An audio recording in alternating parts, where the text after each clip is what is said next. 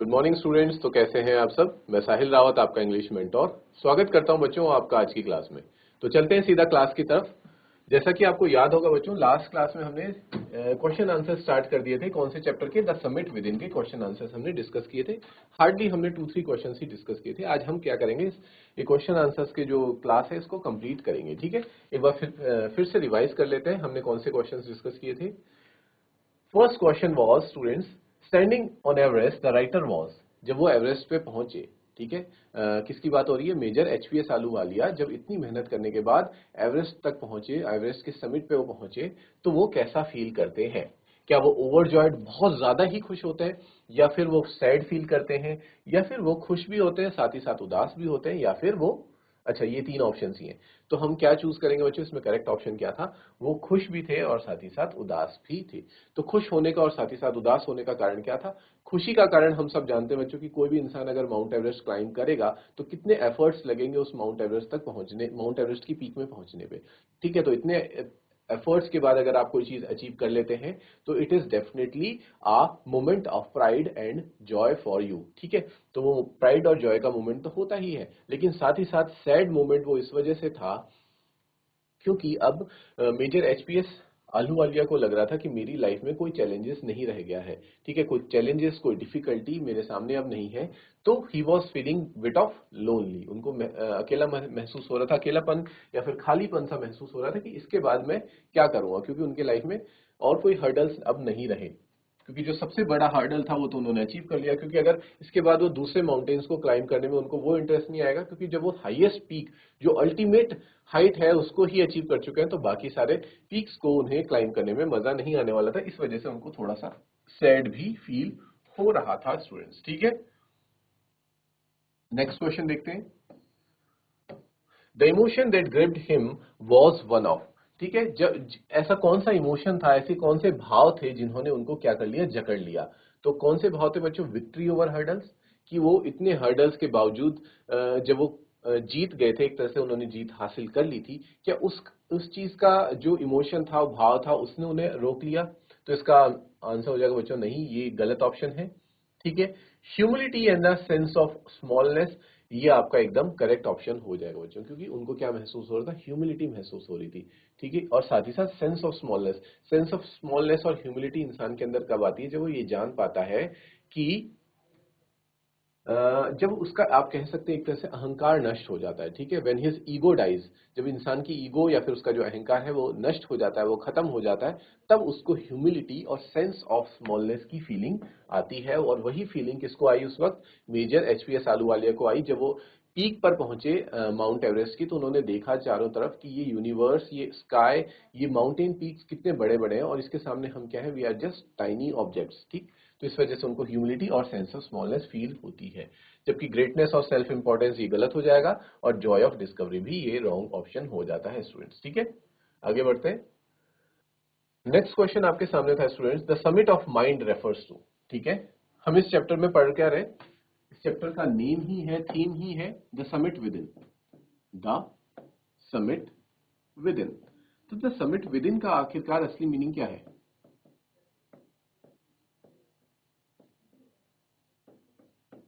Summit with in, summit means जीत हासिल करना, समिट मीन्स विक्ट्री। तो यहां पे विक्ट्री दो तरह की होती है। एक विक्ट्री तो तब जब वो माउंट एवरेस्ट क्लाइम करते हैं, लेकिन दूसरी विक्ट्री की वो बात करते हैं इनर विक्ट्री की। उसी को कहा गया बच्चों द समिट विद इन, या फिर उसे हम समझ सकते हैं the summit of the mind. क्योंकि हमें अंदर किसको विक्ट्री करना है? क्या हमें अपने हाथ पे विक्ट्री हासिल करनी है? ठीक है, क्या हमें अपने हार्ट पे विक्ट्री हासिल करनी है?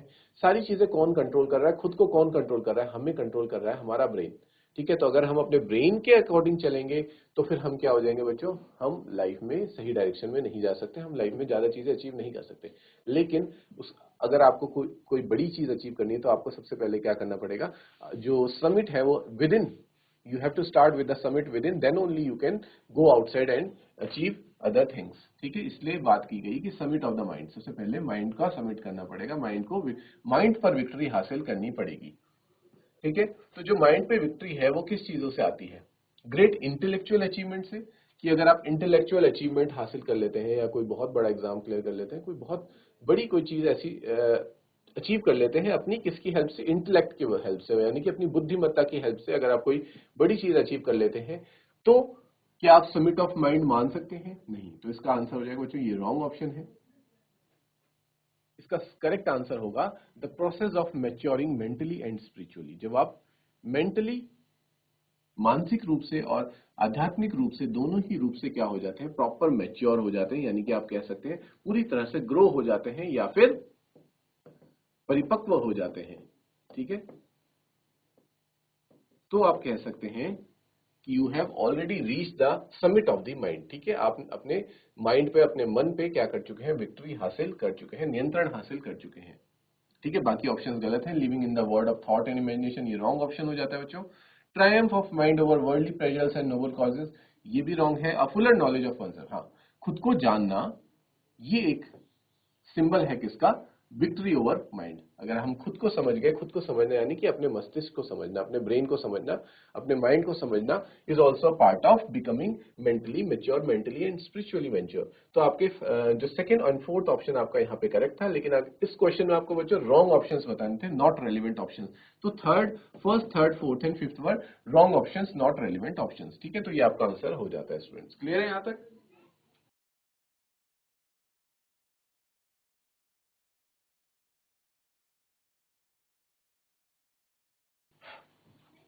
ओके स्टूडेंट्स, नेक्स्ट क्वेश्चन देखते हैं। नेक्स्ट क्वेश्चन हमारे पास था कि what are the three qualities that played major role in the mount author's climb. ठीक है, कि ऑथर ने जो क्लाइंब किया, उस क्लाइंब करने के पीछे क्या ऐसी क्वालिटीज थी जो ऑथर के अंदर थी, जिस वजह से कि वो उस क्लाइंब को सक्सेसफुली अचीव कर पाए।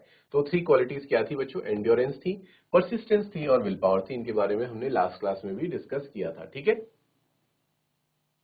नेक्स्ट क्वेश्चन उसके बाद आता है wise adventure which is risky also pleasurable. ठीक है, जो एडवेंचर होता है, जो भी एक रोमांचक किसी उसमें आप जाते हैं तो वो रिस्की भी होता है, साथ साथ वहां पे क्या होता है, जोखिम होता है, लेकिन साथ ही साथ उसमें लोगों को प्लेजर क्यों आता है, आनंद क्यों आता है? ठीक है, तो उसके पीछे रीजन ये हो जाता है बच्चों कि it presents great difficulties.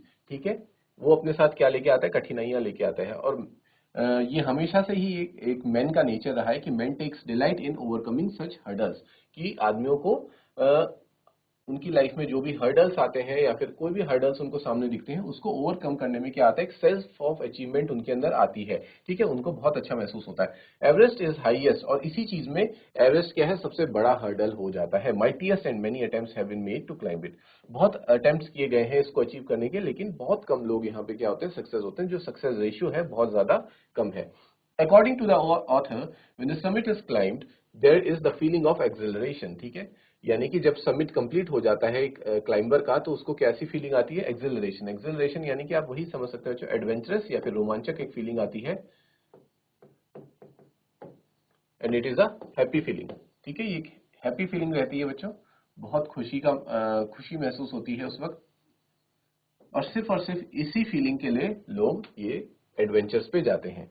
The Joy of having done something, कि आपने कोई बहुत बड़ी चीज अचीव करी है, उसका जो आपको जॉय मिलता है, खुशी मिलती है, वो बहुत बड़ी होती है अपने आप में।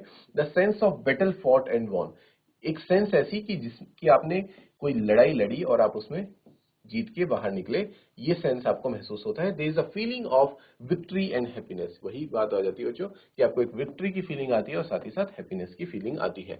The physical conquest of a mountain is only one part, physical conquest तो सिर्फ और सिर्फ एक पार्ट होता है achievement. It is also followed by a sense of fulfilment and satisfaction, कि फिजिकली तो आपने माउंट एवरेस्ट क्लाइंब किया ही किया, फिजिकली आप बहुत अच्छा महसूस करते हैं, फिट महसूस करते हैं खुद को, आपको ऐसा लगता है कि मैं इतना फिट हूं कि मैं इतने बड़े बड़े माउंटेन्स को क्लाइंब कर पा रहा हूं। लेकिन साथ ही साथ उसका क्या होता है बच्चों, एक मेंटल लेवल पे भी असर होता है, एक फुलफिलमेंट आपको महसूस होता है, साथ ही साथ आपको सेटिस्फेक्शन महसूस होता है।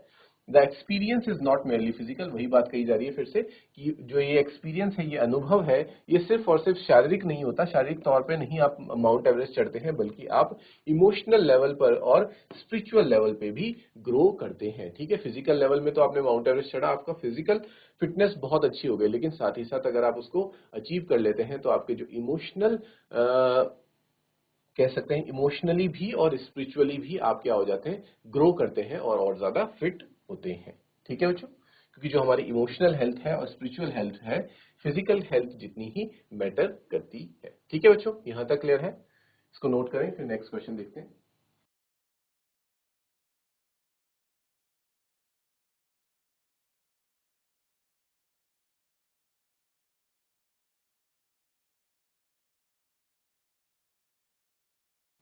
नेक्स्ट क्वेश्चन देखते हैं स्टूडेंट्स।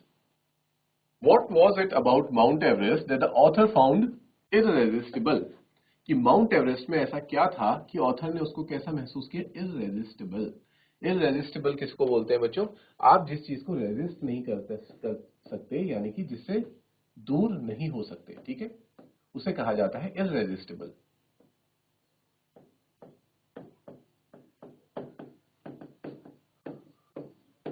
तो ऐसा क्या था माउंट एवरेस्ट में जिसने की मजबूर किया ऑथर को उसे इररेजिस्टिबल कहने पर? ठीक है, तो देख लेते हैं इसका आंसर।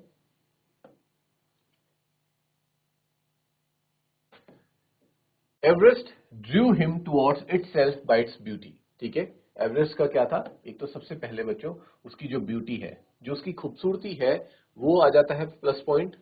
दूसरा आता है बच्चों एलुफनेस। ठीक है, एलुफनेस का मतलब वहां का जो एकांत है, ठीक है, वहां का जो एकांत है वो ऑथर को अपनी ओर खींचता है। ठीक है, और एकांत क्या चीज होती है? जहां पे कोई भीड़ भाड़ नहीं है, इंसान क्या महसूस करता है? एकांत महसूस करता है, अकेलापन महसूस करता है। और वो भी कभी ना कभी लाइफ में इंपॉर्टेंट होता है। जब इंसान क्या हो रहा हो, बहुत ज्यादा केओस से गुजर रहा हो, तो उसको क्या चाहिए? शांति चाहिए, पीस चाहिए, और एलुफनेस या फिर लोनलीनेस चाहिए रहती है। तो वो चीज भी उसको अपनी तरफ खींचती है। माइट यानी कि कितना ज्यादा जो उसकी विशालता है, ठीक है, माउंट एवरेस्ट की जो विशालता है वो। रगेडनेस यानी कि वही फिर से वही बात आ जाएंगी, रगेडनेस एंड डिफिकल्टीज, यानी कि जो डिफिकल्टीज हैं, जो कठिनाइयां हैं आने वाली हैं माउंट एवरेस्ट को क्लाइम करने में, उन सारी चीजों ने, उसकी ब्यूटी, वहां का एकांत, उसका जो विशालता थी, उसका जो माइटीनेस था, और वहां की रगेडनेस और डिफिकल्टीज ने उसको क्या किया? अपनी ओर खींचा। ठीक है, किसको खींचा? ऑथर को अपनी ओर खींचा कि हाँ, उसे लगा कि मुझे इसे क्लाइम करना चाहिए। That's why he called it as irresistible, कि मैं खुद को रोक नहीं पाया और मैं उसको क्लाइम करने के लिए आगे निकल गया। क्लियर है बच्चों?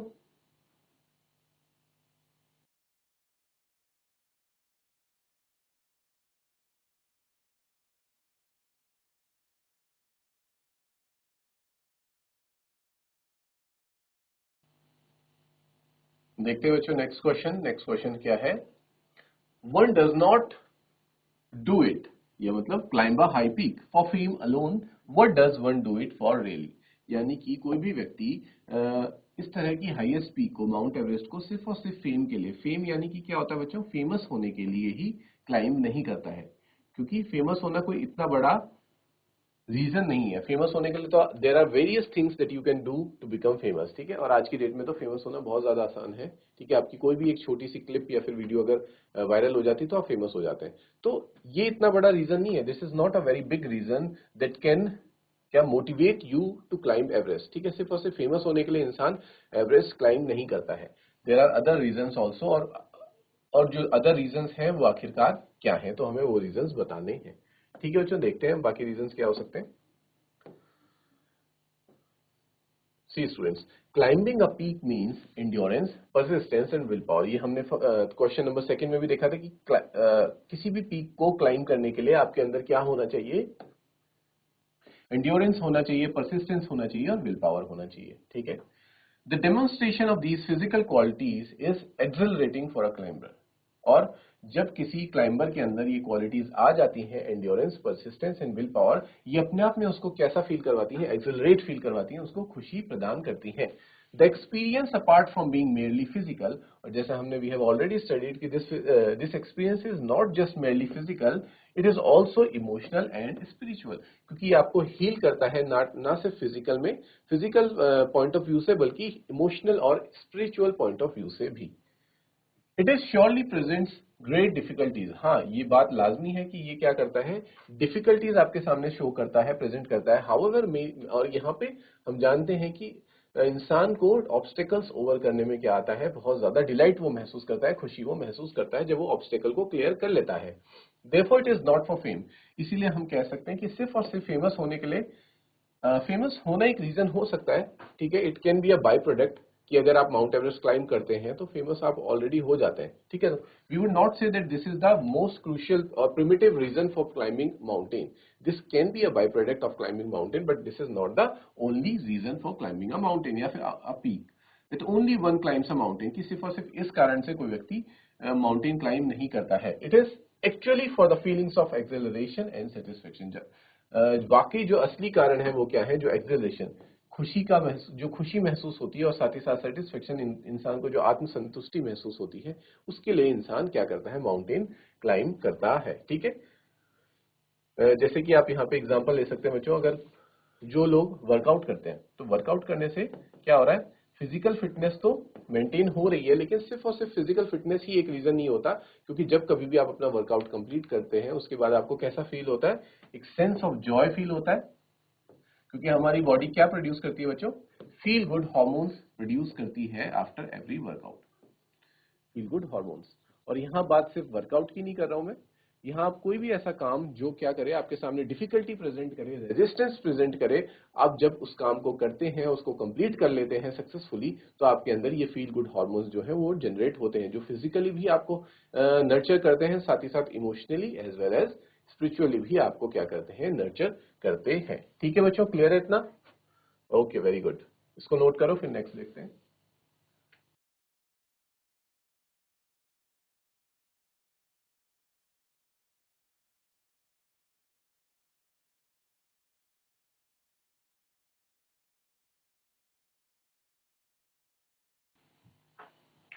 ओके स्टूडेंट्स, नेक्स्ट क्वेश्चन देख लेते हैं। आप, आई होप कि आपने नोट डाउन कर लिया है।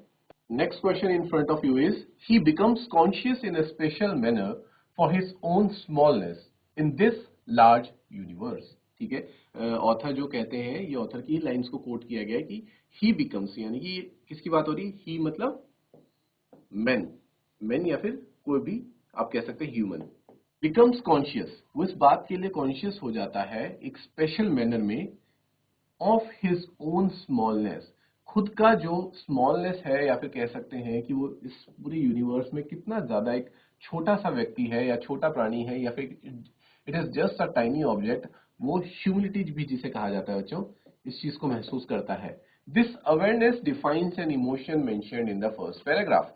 इस अवेयरनेस को, अवेयरनेस का मतलब होता है बच्चों जागरूकता, इंसान जागरूक हो जाता है, ठीक है।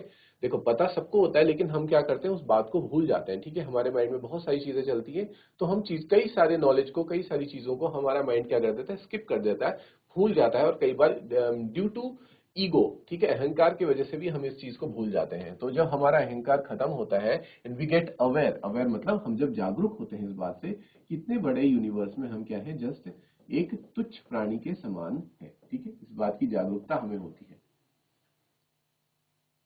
तो उस इमोशन को कैसे डिफाइन किया गया है, वो कौन सा इमोशन है, ठीक है, तो उस इमोशन के बारे में बताना है बच्चों में। तो इमोशन क्या कहलाता है, ही becomes conscious in a special manner of his own smallness in this large universe. This awareness defines the emotion of humility. ये किसका इमोशन होता है बच्चों, ये ह्यूमिलिटी का ही इमोशन होता है, ह्यूमिलिटी का भाव होता है। ह्यूमिलिटी का मतलब होता है बच्चों विनम्रता, तो ये किसका भाव है, विनम्रता या फिर विनयशीलता भी आप कह सकते हैं, ठीक है। हमारे अंदर क्या आती है, विनम्रता आती है, विनयशीलता आती है। ये भाव कब जागरूक होता है, जब हम इस बात को महसूस करते हैं कि हम इतने बड़े यूनिवर्स में, इतने बड़े ब्रह्मांड में कितने छोटे हैं, ठीक है।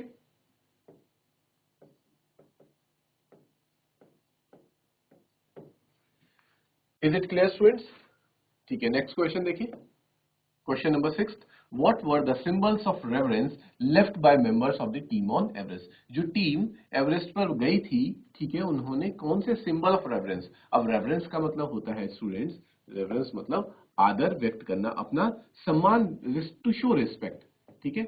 जो हम रिस्पेक्ट शो करने के लिए कुछ परफॉर्म करते हैं, कुछ करते हैं सामने वाले के लिए, तो उसको क्या कहते हैं बच्चों, रेफरेंस कहते हैं, टू शो रिस्पेक्ट। तो जो टीम के मेंबर्स वहां पे गए थे एवरेस्ट के लिए, वो अपने भगवान को या फिर देवी देवताओं को रिस्पेक्ट शो करने के लिए, आदर सम्मान देने के लिए क्या करते हैं, ठीक है। तो देख लेते हैं इसका answer. On Everest a picture of Guru Nanak was left by author. जो ऑथर है HPS आलूवालिया, वो गुरु नानक की पिक्चर को छोड़ के आते हैं।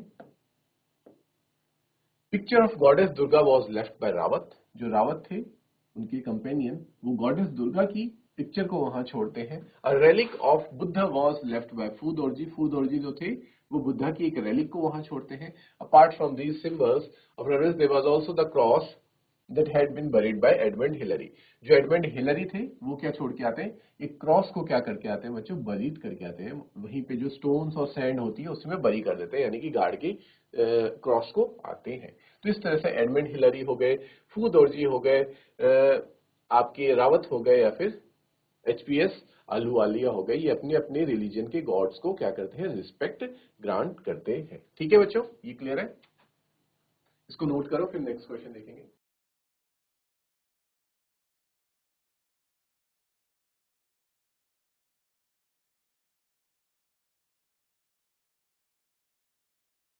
ओके स्टूडेंट्स, नेक्स्ट क्वेश्चन देख लेते हैं।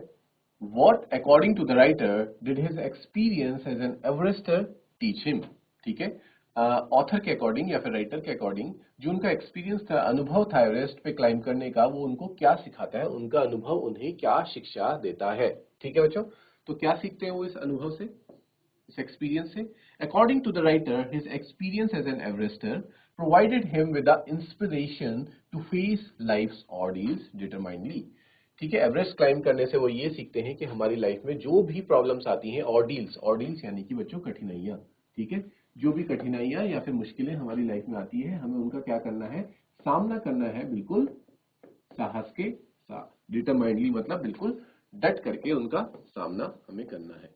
ठीक है बच्चों, ये वो सीखते हैं। It taught him that the conquest of internal summit is as worthwhile as climbing the mountain। इससे वो ये सीखते हैं कि जो हमारा इंटरनल कॉन्क्वेस्ट होता है, मतलब सबसे पहले अपने मन को कॉन्क्वेस्ट करना, मन पे जीत हासिल करना ज्यादा जरूरी है, तब जाके ही हम किसी माउंटेन को या फिर कोई बाहर की समस्या को क्या कर सकते हैं, डील कर सकते हैं। He also concluded, वो इस बात के भी निष्कर्ष तक पहुंचते हैं कि perhaps the internal summits are higher than Everest, यानी कि जो इंटरनल समिट्स होते हैं वो मतलब खुद के अंदर के समस्याओं से जीतना या फिर परेशानियों से जीतना, वो बाहर की परेशानियों से जीतने से भी ज्यादा क्या होता है, ग्रेट होता है, यानी कि उससे भी बड़ा है, उससे भी महान वो कार्य होता है। ठीक है बच्चों, तो ये सारी चीजें वो एवरेस्ट क्लाइम करने के बाद सीखते हैं। Is it clear?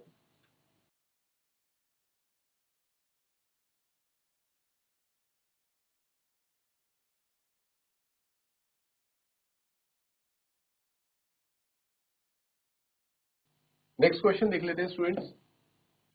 देखो नेक्स्ट क्वेश्चन में क्या कह रहा है, your right a sentence against each of the following statements, यानी कि हमारे पास क्या है, स्टेटमेंट्स दे रखी हैं और हमें उन स्टेटमेंट से मिलते जुलते सेंटेंसेस फॉर्म फिल करने हैं, और हमारा जो सेंटेंस है that should explain the statement, वो स्टेटमेंट को एक्सप्लेन करता हुआ होना चाहिए, ऐसा होना चाहिए जो कि स्टेटमेंट लिखी गई है उस बात को एक्सप्लेन कर रहा हो। मतलब हम कुछ भी अपनी मर्जी से नहीं लिख सकते, जो स्टेटमेंट दी गई है उसके अकॉर्डिंग ही हमें सेंटेंस लिखना है। You can pick out the sentences from the text and rewrite them. हमें सेंटेंसेस कहां से लेने हैं, अपने टेक्स्ट से, अपनी किताब से ही लेने हैं। ठीक है, the first one has been done for you. First आप एग्जांपल आपके सामने दे रखा है, जैसे कि the experience changes you completely. ठीक है, ये जो अनुभव होता है आपको पूरी तरह से बदल देता है। तो इस पे आप क्या सेंटेंस लिखेंगे बच्चों, ये एक स्टेटमेंट है, इसके लिए आप जो सेंटेंस लिखेंगे, one who has been to the mountains is never the same again, यानी कि जो व्यक्ति एक बार माउंटेन्स में जाता है, इस तरह के बड़े बड़े पीक्स को क्लाइम करता है, वो पहले जैसा नहीं रह जाता। ठीक है, वो पहले जैसा नॉर्मल इंसान नहीं रहता, वो एक डिटरमाइंड और बहुत ही स्ट्रांग पर्सनैलिटी बनकर बाहर आता है। ठीक है, तो ये जो सेंटेंस था ये स्टेटमेंट को पूरी तरह से कंप्लीटली जस्टिफाई कर रहा था। अब नेक्स्ट देखते हैं बच्चों। Man takes delight in overcoming obstacles. ठीक है, कि किसी भी मनुष्य को ऑब्स्टेकल्स, कठिनाइयों का सामना करने में क्या आता है, बहुत ही आनंद महसूस होता है।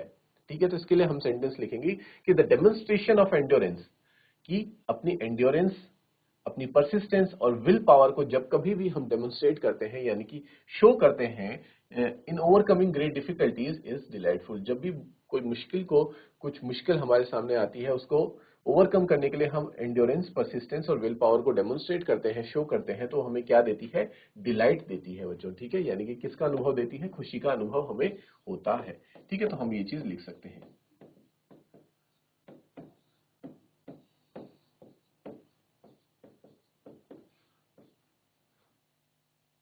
नेक्स्ट सेंटेंस हो जाएगा बच्चों, स्टेटमेंट है sorry, mountains are nature at its best, कि माउंटेन्स जो है वो नेचर के बेस्ट एग्जांपल्स के रूप में आप उनको समझ सकते हैं। तो इसका सेंटेंस आप क्या लिखेंगे, the beauty and the majesty of the mountains, जो माउंटेन्स है उनकी जो ब्यूटी है, ठीक है, खूबसूरती है, साथ ही साथ मेजेस्टी भी है, यानी कि बहुत ज्यादा वो क्या है, बहुत बड़े बड़े माउंटेन्स हैं, वो क्या करते हैं ह्यूमंस के सामने, खास करके क्लाइंबर्स के सामने जो उन पर चढ़ते हैं उनके सामने क्या पेश करती है, ग्रेट चैलेंजेस पेश करती है, प्रेजेंट्स आ, या फिर हम कह सकते हैं pose a great challenges for a climber.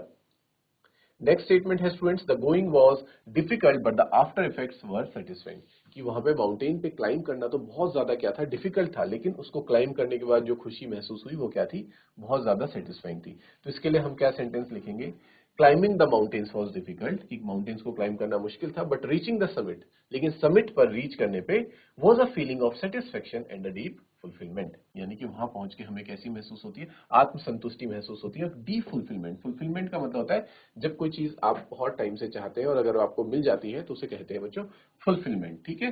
तो ऐसे ही हमें ये चीजें हमें महसूस होती हैं, फुलफिलमेंट और सेटिस्फेक्शन हमें मिलती है।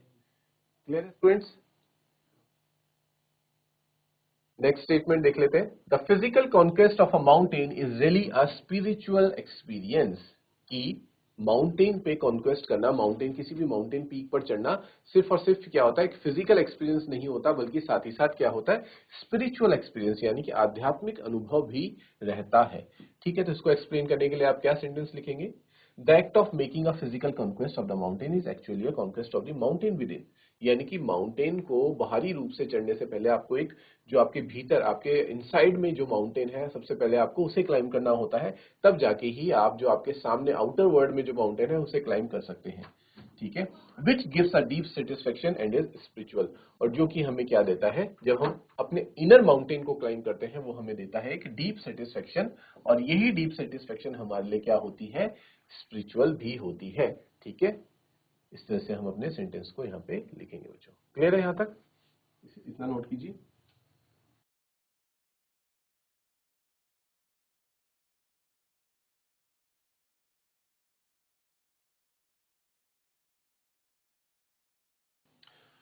सो स्टूडेंट्स, इसी के साथ हमारे जो क्वेश्चन आंसर्स हैं इस चैप्टर के वो भी आज कंप्लीट हो जाते हैं। Now we will meet in next class with a new chapter, ठीक है। Till then take care, have a good day and thank you students.